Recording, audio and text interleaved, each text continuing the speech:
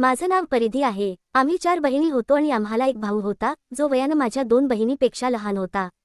3ऱ्या क्रमांकाचा. माझ्या दोन्ही मोठ्या बहिणींचं लग्न झालं होतं.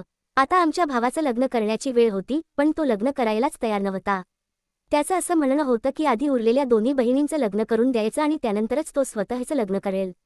आई त्याला खूप समजावत होती की तू आधी लग्न कर, घरात सून आली की मला मुलींची लग्न लावायला थोडं सोपं जाईल, पण तो आईचं काहीच ऐकत नव्हता. पण मी मात्र माझ्या आईला स्पष्ट सांगितलं होतं की मला आधी माझं शिक्षण पूर्ण करायचं आहे.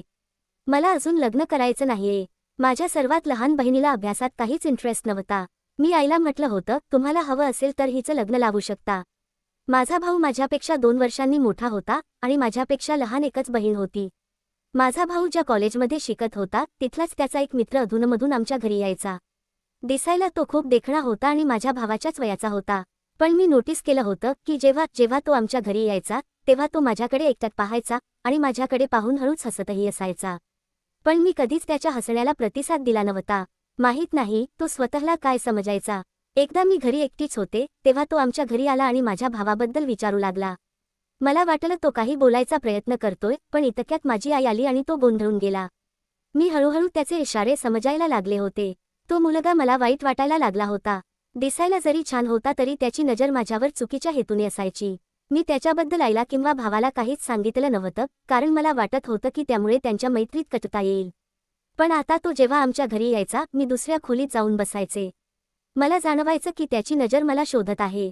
मी अभ्यास करत होते आणि माझं पूर्ण लक्ष माझ्या शिक्षणावर होतं. अशा फालतू गोष्टींपासून मी दूर राहायची, कारण मला भीती वाटायची की अशा चुकीच्या गोष्टींत अडकले तर माझ्या शिक्षणाचं नुकसान होईल. काही दिवस असंच चालू होतं. मी कॉलेजला गेले होते. कॉलेजमधून जेव्हा मी घरी आले तेव्हा पाहिलं की आमच्या घरी काही पाहुणे आलेले होते. ते सगळे पाहुण्यांना बघून मी चकित झाले, कारण हे लोक मला अगदी नवीन वाटत होते. मी त्यांना अजिबात ओळखत नव्हते. मग माझ्या लहान बहिणीनं सांगितलं की हे आपल्या भावाचा मित्र प्रशांतचं कुटुंब आहे. मी म्हटलं, असं का? मग त्याचं कुटुंब आपल्या घरी कशासाठी आलंय? तेव्हा माझी बहीण माझ्याकडे पाहून हसू लागली आणि म्हणाली, तुझ्यासाठी लग्नाचा प्रस्ताव घेऊन आलेत प्रशांतची आई. हे ऐकून मी एकदम दचकले. मी म्हटलं, या मुलाची इतकी हिंमत कशी झाली की त्यानं थेट आपल्या आईला माझ्या घरी स्थळ घेऊन पाठवलं? माझी बहीण म्हणाली, दीदी, काहीही असो, पण मुलगा खूप चांगला आहे. आणि तुला माहीत नाही की दादाच्या सगळ्या मित्रांपैकी प्रशांतच सगळ्यात श्रीमंत आहे. त्याचे वडील आता हयात नाहीत, पण त्यांनी खूप मोठी प्रॉपर्टी मागे सोडली आहे आणि ती सगळी प्रशांतच्या नावावर आहे. जर तुझं लग्न त्याच्याशी झालं तर तू त्याच्या घरात राज्य करशील. मी थोडं चिडून माझ्या बहिणीला म्हणाले, तू गप्प बस. मी आईला स्पष्टपणे नकार दिला होता की मला अजून लग्न करायचं नाही. मला आधी माझं शिक्षण पूर्ण करायचं आहे आणि त्यानंतर नोकरीही करायची आहे. आपण मध्यमवर्गीय लोक आहोत आणि त्यात आपल्या डोक्यावर वडिलांचं छत्रही नाही. एकच भाऊ आहे, त्याच्या कमाईवर आपण सगळे अवलंबून आहोत. शेवटपर्यंत आपण त्याच्यावर ओझं बनून राहायचं का? मला नोकरी करून माझ्या भावाबरोबर घर सांभाळायचं आहे. मला पूर्ण विश्वास होता की आई हे नातं नाकारेल. माझं बोलणं ऐकून बहीण म्हणाली, तू आधी नीट या लोकांना बघून तर घे, मग बघू काय करायचं ते. मी फ्रेश होण्यासाठी आत गेले. आमच्या घरी ते लोक सुमारे 2 तास बसले आणि मग निघून गेले. थोड्या वेळाने आई माझ्या खोलीत आली आणि म्हणाली, तू खूप भाग्यवान आहेस परिधी. तुला माहितीये का तुझ्यासाठी हे स्थळ कुठून आलंय? प्रशांतच्या घरून. त्यानं स्वतःच्या आई आणि बहिणीला तुला मागणी घालायला पाठवलंय. त्यानं तुला स्वतः निवडलंय आणि बघ इतके मोठे लोक आपल्या घरी स्वतः चालत आलेत तुला मागणी घालायला. तुला माहीत नाही त्याची आई कुणाच्या घरी सहज जात नाही, पण आपल्या सारख्या गरीब लोकांकडे आपल्या मुलाच्या इच्छेसाठी स्वतः चालत आली आहे. मी त्या मुलाकडच्यांना होकार दिला आहे, कारण मला प्रशांतमध्ये काहीच कमी वाटली नाही. तो इतका श्रीमंत आहे. त्याच्या वडिलांनी मरण्यापूर्वी सगळी प्रॉपर्टी त्याच्या नावावर केली आहे. तू तिथे खूप सुखी राहशील असं माझ्या आईनं मला सांगितलं. मी आईला विचारलं, आई, तू त्यांना या नात्यासाठी होकार दिला तरी कसा? त्यावर आई म्हणाली, हो, मी एका क्षणाचाही विलंब केला नाही होकार देण्यात, कारण असं नातं तर नशीबवान मुलींसाठीच येतं. तुला माहिती आहे का, त्या मुलाच्या आई आणि बहिणीनं अजून तुला प्रत्यक्ष पाहिलंही नाहीये. त्यांचं म्हणणं होतं की आमच्या मुलानं जिची निवड केली आहे ती मुलगी नक्की चांगलीच असेल. तरीही आम्ही त्यांना तुझा फोटो दाखवला होता. पण तू कॉलेजमधून कधी आलीस हे मला माहीत असतं तर मी नक्कीच तुझी भेट त्यांच्याशी करून दिली असती. पुढच्या आठवड्यात ते लोक लग्नाची तारीख ठरवायला येणार आहेत. तुला माहिती नाही मी आणि तुझा भाऊ या नात्यामुळे किती आनंदात आहोत. मी आईला म्हटलं, आई, तू शुद्धीवर आहेस का? तुला माहीत आहे का तू काय बोलत आहेस? आई म्हणाली, शुद्धीत तर आता तुलाच यावं लागेल. सोड हा नोकरीचा हट्ट आणि शांतपणे लग्न करून स्वतःचा संसार थाट. मी स्पष्टपणे सांगितलं, आई, मला तो मुलगा आवडत नाही. मी त्याच्याशी लग्न करू शकत नाही. आई म्हणाली, मी त्यांना होकार दिला आहे आणि ते लोक खूप मोठे आणि श्रीमंत आहेत. जर कुणाला कळलं की तू त्या मुलाला नकार दिला आहेस तर लोक आपल्याला मूर्ख समजतील आणि म्हणतील की एवढं चांगलं नातं या लोकांनी नाकारलं. प्रशांत खूप चांगला मुलगा आहे. फक्त एकदा त्याचं शिक्षण पूर्ण होऊ दे, त्यानंतर तो स्वतःचा बिझनेस सांभाळेल. आणि त्याचे वडील मरण्यापूर्वी इतकी सगळी प्रॉपर्टी त्याच्यासाठीच तर सोडून गेले आहेत, त्यामुळे त्याला काही काम करण्याची गरजच नाहीये, असं म्हणत माझी आई आनंदाने मला मिठी मारू लागली. ती म्हणाली, तुला माहीत नाही मी या नात्यामुळे किती आनंदी आहे. माझी तर इच्छा आहे की तुझ्या लहान मुलीचंही लग्न असंच कुठल्या तरी चांगल्या घरात व्हावं. तुझ्या दोन्ही मोठ्या बहिणींचं लग्न तर खूपच अडचणीत केलं होतं, पण तुझ्या बाबतीत मी निश्चिंत आहे, कारण माझी मुलगी अशा घरात जात आहे जिथले लोक श्रीमंत आणि प्रसिद्ध आहेत. मी आईला म्हणाले, आई तू हे कसले विचार करत आहेस? तू फक्त यामुळे मला लग्न करायला लावत आहेस का कारण प्रशांत श्रीमंत आहे? तो श्रीमंत आहे आणि जर त्यानं मला सुख दिलं नाही तर अशा श्रीमंतीचा काय उपयोग? माझी आई म्हणाली, शुभ बोल. तू तिथं का सुखी राहणार नाहीस? शेवटी तुला तर प्रशांतनं स्वतः निवडलं आहे आणि तो तुझ्यावर प्रेम का नाही करणार? तो तुझ्यावर खूप प्रेम करेल. मला माझ्या आईचा खूप राग येत होता. ती माझी परवानगी न घेता कशी काय त्या लोकांना होकार देऊ शकते? आमच्या घरात या नात्यामुळे सगळेच खूप आनंदी होते, पण मी मात्र अजून पुढं शिक्षण घ्यायचं ठरवलं होतं. पण माझी ही इच्छा कुणीही समजून घ्यायचा प्रयत्नच करत नव्हत. मी माझ्या भावाशीही बोलायचा प्रयत्न केला, पण त्यानेही तेच म्हटलं, प्रशांत खूप चांगला मुलगा आहे. आणि खरं तर मी नेहमीच इच्छित होतो की माझ्या बहिणींपैकी कुणाचं तरी लग्न प्रशांतशी व्हावं. पण कधीच धाडस झालं नाही त्याच्याशी बोलायचं, कारण तो आणि आपण आपला काहीच मेल नाही. तो कुठे आणि आपण कुठे. पण तरीसुद्धा त्यानं तुला निवडलं आणि स्वतःच्या घरच्यांना तुला मागणी घालायला पाठवलं, ही खूप मोठी गोष्ट आहे. मी खूप खुश आहे. मी आता लवकरच तुझं लग्न प्रशांतसोबत लावून देईन. दादाचं बोलणं ऐकून मी थक्क झाले. माझं म्हणणं कुणीच ऐकण्याची किंवा समजून घेण्याची तयारी दाखवत नव्हतं. मी नोकरी करू इच्छित होते, पण माझ्या भावाने स्पष्ट सांगितलं होतं की या घराची जबाबदारी सांभाळण्यासाठी मी एकटाच पुरेसा आहे, तुला नोकरी करण्याची गरज नाही. आणि मग घरच्यांच्या आनंदापुढे मी माझा आनंद गाडून टाकला. सगळ्यात जास्त राग मला प्रशांतचा येत होता, ज्याच्यामुळे माझं हे स्वप्न तुटलं होतं. त्यानं माझ्या घरच्यांकडे नातं पाठवून खूप मोठी चूक केली होती, कारण माझ्या मनात त्याच्यासाठी काहीच भावना नव्हती, उलट मी त्याच्यावर आणखी चिडू लागले होते. एका आठवड्यानंतरच त्याच्या कुटुंबियांनी आमच्या घरी येऊन लग्नाची तारीख ठरवली होती आणि माझ्यासाठी भरपूर भेटवस्तूही घेऊन आले होते. पण मी त्या भेटवस्तूंमधून एकाही गोष्टीकडे नजर टाकली नव्हती, कारण ना मला माझ्या लग्नात काही इंटरेस्ट होता ना माझ्या सासरच्यांमध्ये. पण ज्यांनाही माहीत होतं की माझं लग्न कपूर इंडस्ट्रीजचे मालक प्रशांत कपूरशी ठरत आहे, ते मला खूप नशीबवान म्हणत होते. प्रशांत माझ्या भावाचा मित्र होता आणि त्याने अनेक वेळा माझ्या भावाची मदतही केली होती. जेव्हा माझ्या भावाला पैशांची गरज पडली होती, तेव्हा प्रशांतने त्याला पैसे दिले होते आणि माझा भाऊ ते पैसे काळजीपूर्वक परतही करत होता. आमच्या घरात सगळीकडे लग्नाची तयारी सुरू होती. आईने माझ्यासाठी बरंच काही माझ्यासाठी आधीच घेऊन ठेवलं होतं. पण प्रशांतने दादाला स्पष्ट सांगितलं होतं की त्याला ना कोणताही हुंडा हवा आहे ना दागिने, त्याला फक्त मीच हवी आहे आणि त्याला माझ्या व्यतिरिक्त दुसरं काहीही नको आहे. या गोष्टीवरून माझ्या घरचे त्याचे आणि त्याच्या कुटुंबाचे खूपच आभार मानत होते. मग अखेर माझ्या लग्नाचा दिवसही आला. त्या दिवशी मी खूप रडले होते, कारण माझी सगळी स्वप्न तुटत होती. आणि मग माझी पाठवणी झाली आणि मी सासरी आले. माझ्या सासरचे लोक इतके श्रीमंत होते की माझ्या लग्नात कशाचीही कमतरता नव्हती. प्रशांतचं आणि माझं लग्न मोठ्या धुमधडाक्यात झालं होतं. माझं स्वागतही घरात खूप छान पद्धतीने करण्यात आलं होतं. प्रशांत खूप खुश दिसत होता, पण मी मात्र थोडी उदास होते. पण आता जे काही झालं होतं, जसं काही होतं, तो आता माझा नवरा होता आणि मी मनाशी ठरवलं होतं की आता सगळ्या जुन्या गोष्टी विसरून मला माझ्या नव्या आयुष्याची सुरुवात करावीच लागेल. कारण आता माझं लग्न झालं होतं आणि आता काहीच बदलता येणार नव्हतं. मी नववधू बनवून खोलीत त्याची वाट पाहत होते. कदाचित उशिरापर्यंत मला त्याची वाट बघावी लागणार होती, कारण हे लोक तर श्रीमंत होते आणि त्यांच्यासाठी रात्री उशिरा झोपणं ही साधी गोष्ट होती. मी खोलीच्या चारही बाजूंनी नजर फिरवत होते. सजावट खूपच सुंदर होती आणि खोलीत एक वेगळाच गंध दरवळत होता, जो मला खूप आवडत होता. रात्री साधारण 2 वाजता प्रशांत खोलीत आला आणि येताच माझ्याजवळ बसला. त्याने प्रेमाने माझा पदर हलका सरकवला आणि म्हणाला, तुला माहीत नाही परिधी, मी आजच्या दिवसाची किती आतुरतेने वाट पाहत होतो. शेवटी आज तू माझ्यासमोर माझी पत्नी म्हणून बसलेली आहेस. मला तू खूप आवडायचीस. अनेक वेळा मी माझं प्रेम तुझ्यासमोर व्यक्त करण्याचा प्रयत्न केला होता, पण आपल्यात नेहमी काही ना काही अडथळा यायचा किंवा तू माझ्यापासून अंतर ठेवायला लागली होतीस. म्हणून मी ठरवलं की तुझ्या भावना दुखावायच्या नाहीत, त्याऐवजी तुला माझी पत्नी बनवून मी तुझ्या प्रत्येक इच्छेची पूर्तता करेन. म्हणूनच मी माझ्या घरी माझ्या पसंतीबद्दल सांगितलं आणि माझी आई आणि बहिणी आनंदाने तुला मागणी घालायला आल्या. मी मात्र त्याच्याशी अजूनही काही बोलत नव्हते. तेव्हा तो म्हणाला, तू माझ्याशी काही बोलणार नाहीस का? तुला मी आवडत नाही का? मी उत्तर दिलं, नाही, असं काही नाही आहे. तू खूप चांगला आहेस. मी असं म्हणताच तो हसला. मी त्याच्याशी पुढे काही बोलणार इतक्यात त्याच्या मोबाईलची रिंग वाजली. त्याने एक्सक्यूज मी म्हणत बेडवरून उठून एका कोपऱ्यात जाऊन कॉल रिसीव्ह केला. मला समजलं नाही की इतक्या रात्री कोणाचा फोन आला होता. मी फक्त वाट पाहत होते की तोच माझ्याजवळ परत येईल आणि माझ्याशी बोलेल. मी आता त्याची पत्नी झाले होते, म्हणून माझ्या मनात त्याच्यासाठी चांगले विचार येऊ लागले होते. तसंही जुन्या गोष्टी आठवून काही उपयोग नव्हता. माणसाने आपल्या नवीन आयुष्याची सुरुवात नेहमी आनंदानेच करावी असं मला वाटू लागलं. मी थोडी आनंदी होऊ लागले होते, पण कदाचित माझा हा आनंद फार काळ टिकणारा नव्हता. माझ्या त्या थोड्याशा आनंदालाही कुणाची तरी नजर लागली. कॉलवर बोलून झाल्यावर माझा नवरा माझ्याजवळ परत आला आणि म्हणाला, सॉरी परिधी, पण तुला थोडी अजून वाट बघावी लागेल. माझा एक मित्र अमेरिकेतून माझं लग्न अटेंड करायला आला आहे.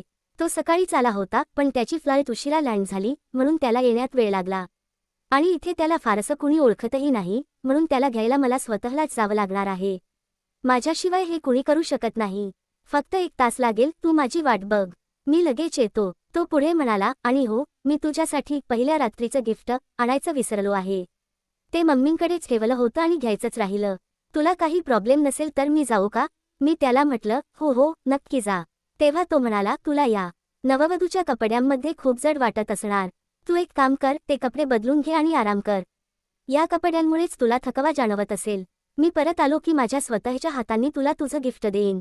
म्हणत तो हसला आणि खोलीबाहेर निघून गेला. मी मनात विचार केला की परिस्थिती कोणावरही येऊ शकते, मग त्याच्यावरही का नाही? मी त्याला म्हटलं की ठीक आहे, आणि तो खोलीबाहेर निघून गेला. मी विचार केला की इमर्जन्सी तर प्रत्येकाच्या आयुष्यात कधीही येऊ शकते. जोपर्यंत माझे पती घरी येत नाहीत तोपर्यंत मी दुसरे कपडे घालते आणि पुन्हा तयार होते, कारण माझा मेकअपही थोडा खराब झाला होता. मी माझी अलमारी उघडली आणि कपडे काढले, तेव्हा बघितलं की अलमारीत एकाहून एक सुंदर आणि डिझायनर कपडे ठेवलेले होते. मी त्यातून एक साधा सूट निवडून घातला आणि थोडासा मेकअपही केला. मग बेडवर बसून माझ्या पतीची वाट पाहू लागले.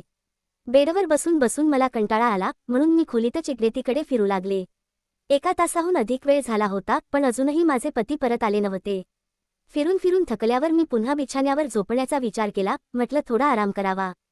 तेवढ्यात अचानक काहीतरी गोंगाटा ऐकू आला. तो आवाज कसा होता हे मला समजत नव्हतं. असं वाटत होतं की खूप लोक एकत्र जमले आहेत आणि रडण्याचा आवाज येत आहे. मी घाबरवून गेले. अचानक खोलीचं दार उघडलं आणि माझी नणंद आत आली. ती रडत रडत माझ्या मिठीत येऊन पडली आणि म्हणाली, वहिनी, दादा, असं म्हणत ती जोरजोरात रडू लागली. तिच्या रडण्याचा अर्थ मला समजत नव्हता. मी विचारलं, काय झालं आहे? तू का रडते आहेस? तेव्हा तिने सांगितलं, वहिनी, तुम्हाला माहीत नाही का? दादा आता या जगात नाहीत. हे ऐकताच मी हादरून गेले. मी म्हणाले, काय बोलतेस तू? ते तर त्यांच्या मित्राला घेण्यासाठी गेले होते. तेव्हा माझी नणंद म्हणाली, नाही वहिनी, दादाचा वाटेत अचानक अपघात झाला आणि जागेवरच त्यांचा मृत्यू झाला. त्यांना हॉस्पिटलमध्ये नेण्यात आलं होतं, पण डॉक्टरांनी त्यांना मृत घोषित केलं. खाली चला, सगळे तुम्हाला बोलवत आहेत. तिचं ऐकून माझ्या पायाखालची जमीनच सरकली. मी स्तब्ध उभी राहिले. माझ्या कानांवर विश्वासच बसत नव्हता. माझी नणंद माझा हात धरून मला खाली घेऊन गेली. मी खाली गेले तर पाहते काय पांढऱ्या कपड्यात गुंडाळलेला एक मृतदेह जमिनीवर ठेवलेला होता आणि त्याच्या भोवती खूप सारे लोक जमा झाले होते. माझी सासू, माझ्या नवऱ्याचे भाऊ आणि बहिणी जोरजोरात रडत होते. मला अजूनही विश्वास बसत नव्हता की जो माणूस काही वेळापूर्वीच माझ्याशी बोलून गेला होता तो अचानक कसा मला सोडून जाऊ शकतो. मीही रडायला सुरुवात केली. मला वाटू लागले की माझं सगळं आयुष्य उद्ध्वस्त झालंय. नुकतंच माझं लग्न झालं होतं आणि आता मी एक विधवा सुद्धा झाले होते. माझी सासू मला जवळ मिठीत घेऊन रडत होती आणि म्हणत होती, बघ, तुझा नवरा या जगातून निघून गेला. माझे माहेरचे लोकही आले होते. माझ्या भावाचीही खूप वाईट अवस्था झाली होती, कारण त्याचा जिवलग मित्र आता या जगात नव्हता. तो दिवस माझ्या आयुष्यातला सर्वात भयानक दिवस होता. प्रशांतचा चेहरा सारखा माझ्या डोळ्यांसमोर येत होता. मी रडता रडता बेशुद्ध झाले आणि प्रशांतवर अंतिम संस्कार करण्यात आले. माझी आईसुद्धा मला पाहून खूप रडत होती. ती म्हणत होती, माझ्या मुलीच्या आयुष्यात आनंद येणार होता, पण असं वाटलंच नव्हतं की इतकं मोठं दुःख तिच्या नशिबात येईल. मी इतकी जोरजोरात रडत होते की रडून रडून माझी अवस्था वेड्यासारखी झाली होती. नवऱ्याच्या आठवणींनी मी स्वतःवरचा ताबा गमावला होता. मला हे पचवायलाच कठीण जात होतं की माझा नवरा मला इतक्या लवकर एकटीला सोडून गेला. तो तर म्हणाला होता की मी 1 तासात परत येतो.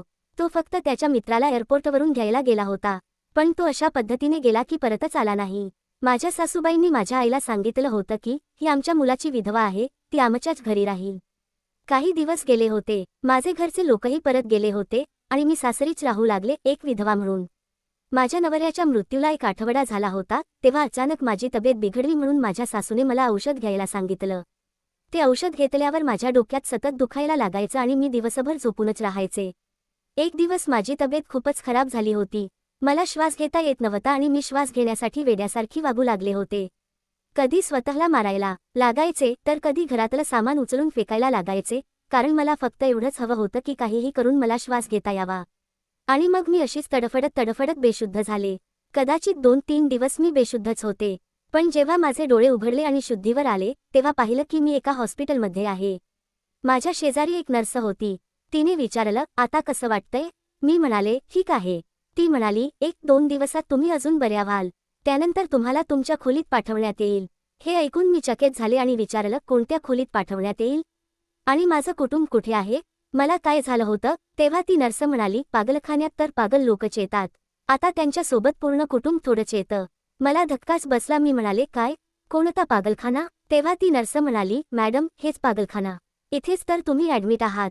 आमच्या हॉस्पिटलमध्ये मानसिक रुग्णांना इथे ठेवून उपचार केले जातात. मी म्हणाले, पण मी तर पागल नाही. ती नर्स माझं बोलणं ऐकून जोरजोरात हसू लागली आणि म्हणाली, सगळे पागल हेच म्हणतात की मी पागल नाही. असं म्हणत ती हसत हसत पुढे निघून गेली. मी इकडं तिकडं पाहिलं तर खूप सारे रुग्ण बेडवर पडलेले होते आणि विचित्र वागणूक करत होते. हे पाहून मी थक्क झाले की मी खरंच पागलखान्यात होते. माझं डोकंच फिरू लागलं. मी विचार करू लागले की मी इथे कशी आली? मी तर पागल नाही.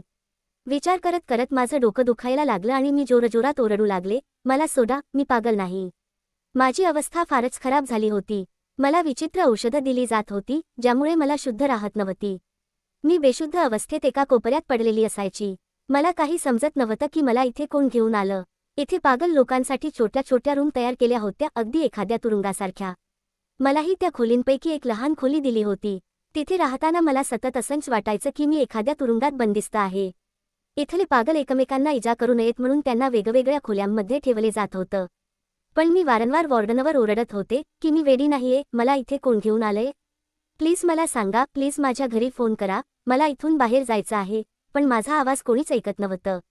मी असंच किंचाळत होते, रडत होते आणि सतत डोक्यावर ताण येत असल्यामुळे माझी विचारशक्ती कमी होत चालली होती. एका रात्रीची गोष्ट आहे, मध्यरात्र झाली होती. मी माझ्या खाटेवर शांतपणे झोपलेली होते तेव्हा एक वॉर्डन माझ्याकडे आली आणि म्हणाली, तू तर खूप सुंदर आहेस. खरंच सांग, तू वेडी नाहीस ना? मला वाटलं ती माझी मदत करायला आली आहे, कदाचित ती मला पागलखान्यातून बाहेर काढेल. मी लगेच तिला म्हटलं, हो हो, खरंच मी वेडी नाहीये. तर ती म्हणाली, अच्छा, ठीक आहे, मग मी तुझी मदत करते इथून बाहेर जाण्यासाठी. पण त्यासाठी तुला डॉक्टरला खुश करावं लागेल. मी काहीच समजू शकले नाही की ती कोणत्या डॉक्टरबद्दल बोलते आहे. मला विचारात हरवलेली पाहून ती पुन्हा म्हणाली, अगं, तू काळजी करू नकोस, मी तुला इथून बाहेर काढेन. मला माहीत आहे तू वेडी नाहीस. तिचं बोलणं ऐकून मला थोडासा दिलासा वाटलं, कदाचित ती खरंच माझी मदत करत आहे. पण ती माझी मदत करत नव्हती, ती तर एक मोठं प्लॅनिंग करून माझ्याजवळ आली होती. मग ती मला घेऊन सिनियर डॉक्टरच्या केबिनमध्ये गेली. तिने डॉक्टरला सांगितलं, डॉक्टर साहेब, मला खात्री आहे ही बिचारी वेडी नाहीये, हिला तुमच्या मदतीची गरज आहे. डॉक्टरनं मला डोक्यापासून पायापर्यंत पाहिलं आणि म्हणाला, हो, मी हिची मदत नक्कीच करीन. मी लगेच डॉक्टरसमोर हात जोडले. माझ्या डोळ्यात पाणी होतं आणि मी वारंवार म्हणत होते, प्लीज डॉक्टर साहेब, मला इथून बाहेर काढा. मी खरंच वेडी नाहीये. तेव्हा डॉक्टर माझे हात पकडून म्हणाला, हो, मला माहीत आहे तू वेडी नाहीस, म्हणूनच तर तुला इथे बोलावलंय. तो म्हणाला, तू इथे बस, मी येतोच. त्याचं ऐकून मी तिथेच शांत बसून राहिले. डॉक्टर आणि वॉर्डन दोघंही केबिनमधून बाहेर गेले आणि डॉक्टरनं दार बाहेरून बंद केलं. माझ्या खिडकीतून मला ते दोघं स्पष्ट दिसत होते. मी खिडकीजवळ गेले आणि त्यांचं बोलणं ऐकू लागले. मी पाहिलं की डॉक्टर आपल्या खिशातून नोटांचं एक मोठं बंडल काढून वॉर्डनला देत होता आणि तिला काहीतरी सांगत होता की आज तू माझं मन अगदी आनंदानं भरून टाकलंस. ही मुलगी खरंच खूपच सुंदर आहे. आता तू जाऊ शकतेस. माझ्या काहीच लक्षात येत नव्हतं की नेमकं हे सगळं काय चाललंय. मी पाहिलं की डॉक्टर इकडेच येतोय. मी ताबडतोब जाऊन खुर्चीवर बसले. डॉक्टर केबिनमध्ये आला आणि दरवाजा आतून बंद करू लागला. मी उभी राहिले आणि म्हणाले, डॉक्टर साहेब, तुम्ही दरवाजा का बंद करताय? तो माझ्याजवळ आला आणि म्हणाला, अगं घाबरू नकोस, मला फक्त तुझी मदत करायची आहे. असं म्हणतं तो हळूहळू माझ्याजवळ येऊ लागला आणि मला हात लावू लागला. मी त्याला धक्का दिला तर तो मागे पट्टा कसाबसा वाचला. त्यानं रागानं माझ्या गालावर एक जोरात चापट मारली आणि म्हणाला, तुझ्या सौंदर्यासाठी मी वॉर्डनला खूप पैसे देऊन आलोय. आता जास्त नखरे करू नकोस आणि आवाज पण करू नकोस. मी म्हटलं, म्हणजे इकडे तुम्ही लोकनिरागस मुलींसोबत असे वागता? तर तो म्हणाला, हो अगदी तसंच समज. आता तुझी वेळ आली आहे. मी खूप विनवण्या केल्या तरी त्यानं माझ्यावर अत्याचार केला आणि मग त्यानं मला एक इंजेक्शन दिलं. ते इंजेक्शन दिल्यावर मला खूप कमजोरी जाणवू लागली. माझा आवाजही निघत नव्हता. कदाचित ते इंजेक्शन अशक्तपणा आणण्यासाठीच होतं, जेणेकरून मी ना काही बोलू शकेन ना पळू शकेन. मग मला परत माझ्या खोलीत पाठवलं गेलं. मी फक्त बिछाण्यावर होऊन होते. माझे डोळे आणि कान उघडे होते. मला सगळं दिसत होतं, सगळं ऐकू येत होतं, पण मी काहीच करू शकत नव्हते. मला माझं आयुष्यच निकृष्ट वाटू लागलं होतं. मी वेडी नव्हते, पण या हॉस्पिटलमधल्या लोकांनी मला खरंच वेडी बनवलं होतं. पण सगळ्यात जास्त विचार करायला लावणारी गोष्ट ही होती की मला इथे आणलं तरी कोण? मी तर सासरी होते. मी मनाशी ठरवलं होतं की जसं मला वाटलं की माझी तब्येत थोडीशी ठीक झाली आहे, तसं मला काहीही करून इथून पळून जायचं. पण इथे खूप कडक पहारा होता. मी काहीही करून पळू शकत नव्हते. आज रात्री परत एकदा वॉर्डन मला डॉक्टरांकडे नेण्यासाठी आली होती. मी तिला कितीतरी वेळा नकार दिला, पण माझ्या नकारानंतरही पुन्हा एकदा माझ्यासोबत तेच सगळं घडलं जे याआधी डॉक्टरने केलं होतं. असेच अनेक दिवस गेले. गेले 2 दिवस मला डॉक्टरांकडे जावं लागलं नव्हतं. कदाचित डॉक्टर कुठे बाहेर गेला होता. माझ्यासाठी ही एक संधी होती इथून पळून जाण्याची, कारण जेव्हा डॉक्टर असायचा तेव्हा मला अशक्त करणारे एक इंजेक्शन दिलं जायचं, ज्यामुळे मी खूप कमजोर अवस्थेत बेडवर होऊन राहायची. पण या 2 दिवसांत मला स्वतःला थोडं बरं वाटत होतं, म्हणून मी शांतपणे लपूनछपून हॉस्पिटलच्या दरवाजापर्यंत पोहोचले. पण गेटवर एक गार्ड बसलेला होता. मला त्याच्यापासून वाचून बाहेर पडायचं होतं. मागून कोणीतरी येताना दिसलं म्हणून मी पटकन एका कोपऱ्यात लपून बसले. मी पाहिलं, तो एक वॉर्डबॉय होता, जो गार्डशी बोलत होता. ते दोघं आपसात बोलण्यात इतके गुंग होते की मी हळूच दरवाजा उघडून तिथून बाहेर पडले आणि मग रात्रभर मी रस्त्यांवर भटकत राहिले. रात्रीच्या त्या अंधारात मला एक जागा दिसली. तो एक ढाबा होता, पण बंद होता, कारण त्यावेळी रात्रीचे 4 वाजले होते. मी तिथेच ढाब्याबाहेर जमिनीवर झोपून गेले आणि मला झोप लागली. सकाळी ढाब्याचा मालक आला तेव्हा त्याने विचारलं, तू कोण आहेस? मी खूपच खराब अवस्थेत होते. 2 दिवसापासून मी काहीच खाल्लं नव्हतं. माझा आवाजसुद्धा येत नव्हता. माझी अवस्था इतकी वाईट झाली होती की माझे केस विस्कटले होते आणि चेहरा पण खूप घाण झाला होता. त्या माणसाला समजलं की मी कदाचित एखाद्या हॉस्पिटलमधून आलेली पेशंट आहे, कारण मी पागलखान्याचा ड्रेस घातलेला होता. तो म्हणाला, कुठून आलीस? मी त्याला सांगितलं नाही की मी पागलखान्यातून पळून आले आहे. मी फक्त म्हणाले, साहेब, मला काहीतरी खायला द्या. मी कित्येक दिवसापासून उपाशी आहे. माझं बोलणं ऐकून त्या ढाब्याच्या मालकाला वाटलं की मी भीक मागणारी बाई आहे, म्हणून त्याने मला खायला दिलं. पण मी तिथून कुठेच गेले नाही. तो मला तिथून हाकलत होता कारण त्याचे ग्राहक येऊ लागले होते. मी कसा तरी चालत चालत माझ्या आईच्या घरी पोहोचले होते. मी मुद्दाम माझा चेहरा अजून खराब करून घेतला होता, जेणेकरून मला कोणी ओळखू नये. पण मला माहीत होतं की मी आता माझ्या घरी गेले तर माझे घरचे मला नक्कीच ओळखतील.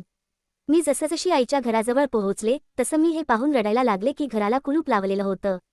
मी खूप आशेने आणि कष्टाने तिथपर्यंत पोहोचले होते. मी सकाळपासून रात्रीपर्यंत माझ्या घरच्यांची वाट बघत तिथेच थांबले होते. कदाचित ते कुठे गेले असतील, पण त्यांनी आता तरी परत यायला हवं होतं. ते अजून आले का नाहीत? हाच विचार मनात करत मी घराजवळच फिरत राहिले. पण तिथे कोणीच आलं नाही. मी आजूबाजूच्या लोकांना विचारलं तर त्यांनी सांगितलं की तू पागल झाल्याच्या बातमीनंतर तुझं कुटुंब हे शहर सोडून कुठेतरी दुसरीकडे गेलं. ऐकलंय, ते आता दुसरीकडे राहत आहेत. आमच्या शेजारची बाईसुद्धा मला ओळखू शकली नाही, कारण माझी अवस्था एखाद्या भीक मागणाऱ्या स्त्रीसारखी झाली होती. सकाळपासून रात्र झाली होती. मी घरासमोरच उभी होते आणि मग पुन्हा परत त्या ढाब्यावर आले, जिथे मी काल रात्री थांबले होते. संपूर्ण दिवस संपला होता. मी उपाशी तहानलेली होते. मला वाटलं की जर मी त्या ढाब्यावर गेले तर तिथला मालक मला पुन्हा काहीतरी खायला देईल. माझं आयुष्य मला फारच वाईट वाटायला लागलं होतं. मनात येत होतं की आपण आपलं जीवनच संपून टाकावं, पण आता जीव देऊनही काही उपयोग नव्हता, कारण माझ्या मागे रडायला कोणीही उरलेलं नव्हतं. मी मोठ्या कष्टाने पुन्हा त्या ढाब्यापर्यंत पोहोचले आणि तिथे पोहोचल्यावर त्या ढाब्याच्या मालकासमोर हात जोडून म्हणाले, मला खायला काहीतरी द्या. माझ्या मागे पुढे कोणीच नाही. मी त्याला म्हणाले, मी इथेच तुमच्या ढाब्याच्या मागे जमिनीवर झोपेन. मला इथून हाकलू नका. इथल्याशिवाय माझ्याकडे दुसरं कुठलंच ठिकाण नाही. माझ्यामुळे तुमच्या कस्टमरला काही त्रास होणार नाही. तो मालक खूप दयाळू होता. तो म्हणाला, ठीक आहे, मी फक्त तुला जेवायला देऊ शकतो, इतकीच मदत मी करू शकतो, यापेक्षा काही नाही. मी म्हणाले, तुमचे खूप खूप आभार.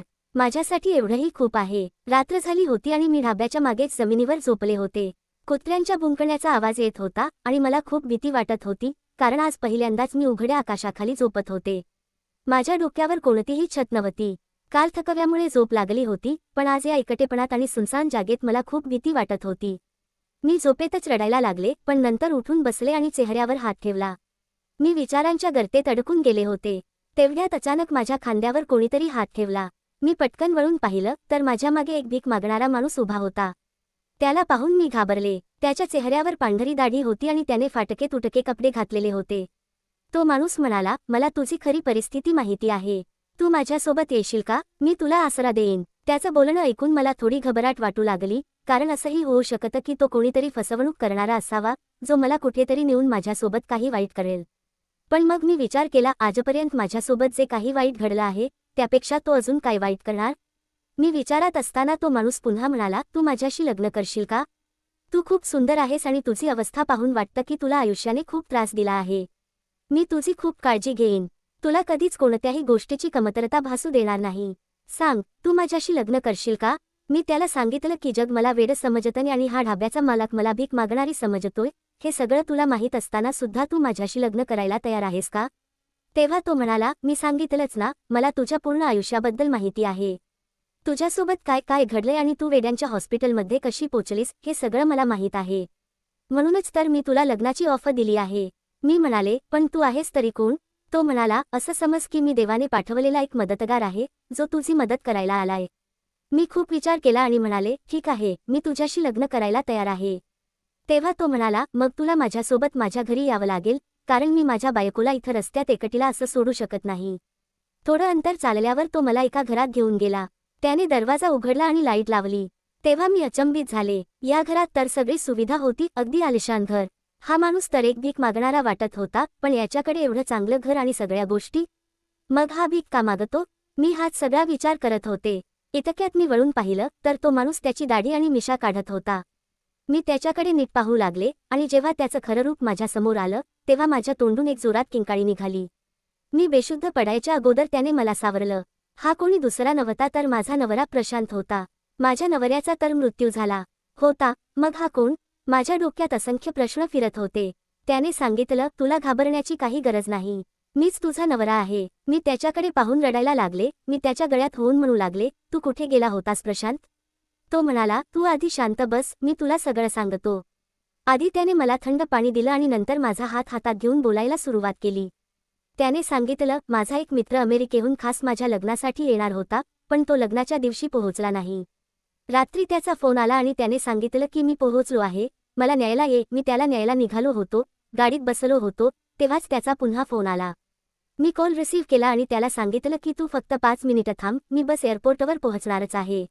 माझं बोलणं ऐकून तो आश्चर्यचकित झाला आणि म्हणाला, तू एअरपोर्टवर का जात आहेस? आज तुझं लग्न झालं आहे आणि आज तुझी पहिली रात्र आहे. मी त्याचं बोलणं ऐकून हसू लागलो आणि म्हणालो, तू काय वेड्यासारखं बोलतो आहेस? अगोदर तूच मला फोन करून म्हणाला की तू एअरपोर्टवर आहेस आणि मला न्यायला ये. तेव्हा माझा मित्र म्हणाला, वेडेपणा तर तू करतो आहेस. मी तुला कधी सांगितलं की मी एअरपोर्टवर आहे? मी तर तुला दुपारीच फोन करून सांगितलं होतं की मी येऊ शकणार नाही, माझं येणं कॅन्सल झालं आहे, असं माझ्या मित्राने सांगितल्यावर मी अगदी चकितच झालो. मी ड्रायव्हिंग करत त्याच्याशी बोलत होतो आणि त्याच्याशी वाद घालत होतो की आजच्या दिवशी तरी माझ्याशी अशा प्रकारे मस्करी करू नकोस. मी माझ्या बायकोला खोलीत एकटी वाट पाहण्यासाठी सोडून आलो आहे आणि फक्त तुला घ्यायला निघालो आहे. पण तो मला पटवून देण्याचा प्रयत्न करत होता की तुला कुणीतरी मूर्ख बनवलं आहे. मी तुला कॉल केलेला नाही. तू स्वतः बघ, माझ्या नंबरवरून तुला कॉल आलेलाच नाही.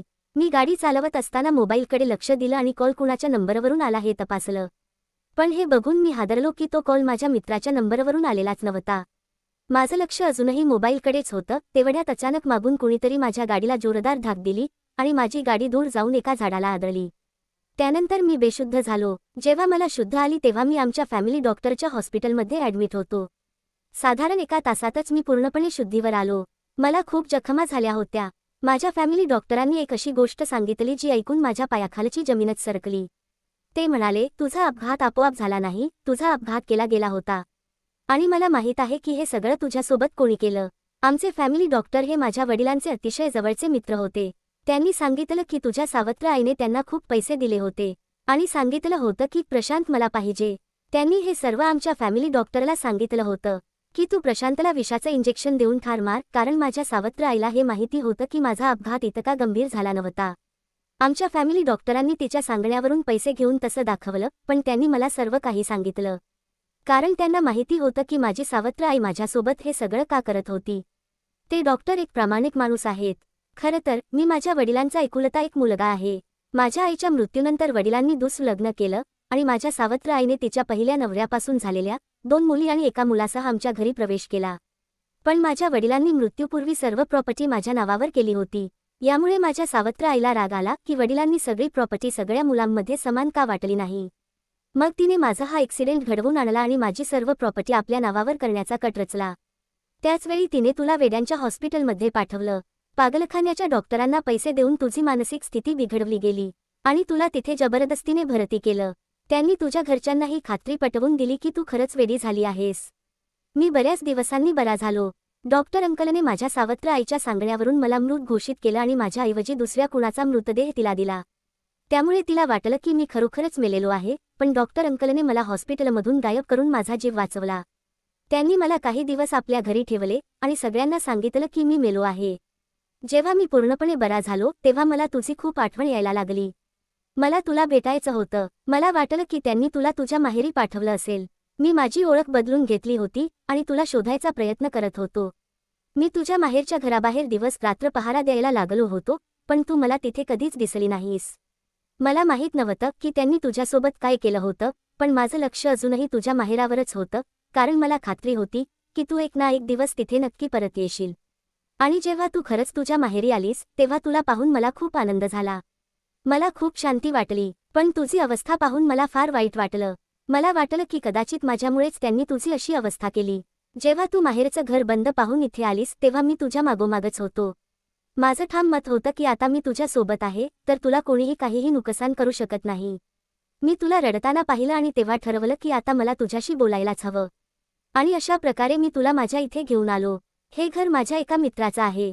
माझ्या डॅडनी दुसऱ्या शहरात एक बंगला घेतला होता, तो सुद्धा त्यांनी माझ्याच नावावर केला होता. त्या बंगल्याबद्दल माझ्या सावत्र आईला आणि तिच्या मुलांना काहीच माहिती नाही. त्या बंगल्याची चावी माझ्या एका विश्वासू मित्राकडे आहे. आम्ही मित्र तिथे एकत्र येऊन पार्टी करत असू. मी तुला तिथे घेऊन जाईन आणि आपण दोघं तिथे आपल्या नवीन जीवनाची सुरुवात करू. प्रशांतचं बोलणं ऐकून माझ्या डोळ्यांत अश्रू आले. तोही आयुष्यातील एक मोठी लढाई जिंकून परतला होता. मग मी त्याला सांगितलं की पागलखान्यात माझ्यासोबत काय काय झालं. त्याला माझं ऐकून खूप वाईट वाटलं, पण त्याने मला समजावलं आणि दिलासा दिला की आता तुला चिंता करण्याची गरज नाही. सगळं विसरून जा, ते सगळं एक वाईट स्वप्न होतं. आता तुझी खरी जिंदगी हीच आहे की तू माझ्यासोबत आहेस आणि आता तुला माझ्यापासून कोणीही दूर करू शकणार नाही. अशा प्रकारे प्रशांत आणि मी त्या बंगल्यावर गेलो. तिथे पोहोचल्यावर त्याने नोकरीला सुरुवात केली आणि आपल्या हुशारीच्या जोरावर पुन्हा एक यशस्वी व्यवसाय उभा केला. आम्ही दोघांनी खूप सहन केलं होतं. जे काही प्रशांतच्या सावत्र आईने आमच्यासोबत केलं होतं त्याचा हिशोब नक्कीच देव देईल. माझ्या घरच्यांना लोकांनी खूप त्रास दिला. उलटसुलट बोलून त्यांना अपमानित केलं. लोक म्हणायचे, तुमची मुलगी अपशकुनी आहे. लग्नाच्या पहिल्याच रात्री नवऱ्याचा मृत्यू झाला आणि आता वेड्यांच्या हॉस्पिटलमध्ये आहे. हे सगळं माझ्या आई आणि भावाला सहन झालं नाही, म्हणून त्यांनी त्रासून तो मोहल्ला सोडून दिला. पण आता मी माझ्या नवऱ्यासोबत एक सुखद आयुष्य जगते आहे आणि खूप आनंदी आहे. मित्रांनो, आशा आहे की तुम्हाला आजची कथा आवडली असेल. जर कथा आवडली असेल तर व्हिडिओला लाईक करा. तुम्ही चॅनलवर नवीन असाल तर चॅनलला सबस्क्राईब करा आणि नोटिफिकेशन बेल नक्की दाबा, जेणेकरून पुढील अपडेट सर्वात आधी तुम्हाला मिळेल. धन्यवाद.